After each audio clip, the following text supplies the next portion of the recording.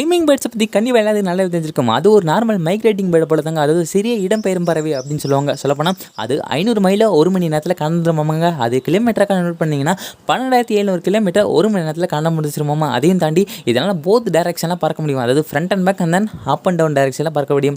அதுக்கு தகுந்த மாதிரி அதோட விங்ஸ் பார்த்தீங்கன்னா ஆங்கிள் மாறிட்டே இருக்கும் அப்படின்னு சொல்லியிருக்காங்க. அண்ட் தென் இதுக்கு வாய் இருக்கா இல்லையா அப்படின்னு நிறைய பேர் சந்தேகம் எழுப்பிட்டு இருக்கும். உண்மையான விஷயம் என்ன அப்படின்னு இதுக்கு வாய் இருக்குங்க. ரொம்ப மைனூட்டான ரொம்ப சின்ன சைஸான வாய் இருக்குது அப்படின்னு தான் சொல்லப்போனால் 1.5 சென்டிமீட்டர்லேருந்து 2 சென்டிமீட்டர் வரை தான் இதோட வாயோட நீளம் இருக்கும். அதையும் தாண்டி இது எந்த அளவுக்கு ஓப்பன் பண்ணோம் அப்படின்னு பார்த்தீங்கன்னா 1 சென்டிமீட்டர் வரை தான் இதனால் வாயை ஓப்பன் பண்ண முடியுமாங்க. அதுவும் எக்ஸாக்டாக தேன்கள் குடிக்கிற பார்த்தீங்கன்னா இதோட வாய் பார்த்தீங்கன்னா ஸ்டா எப்படி இருக்குது அதே மாதிரி தான் ஒர்க் ஆகிட்டு இருக்கும். ஸோ நாக்கை வச்சு தான் தேன்களை உறிஞ்சு குடிச்சிட்டு இருக்கும். அப்படி நாக்கை பார்த்தீங்கன்னா வெளியே நீட்டி உள்ளே இருக்கிற டைமிங் பார்த்தீங்கன்னா செகண்டுக்கு 13 வாட்டி நாக்கை வெளியே நீட்டி தேன்கள் குடிச்சு உள்ளே இழுத்துக்குமாங்க. சூப்பரில்.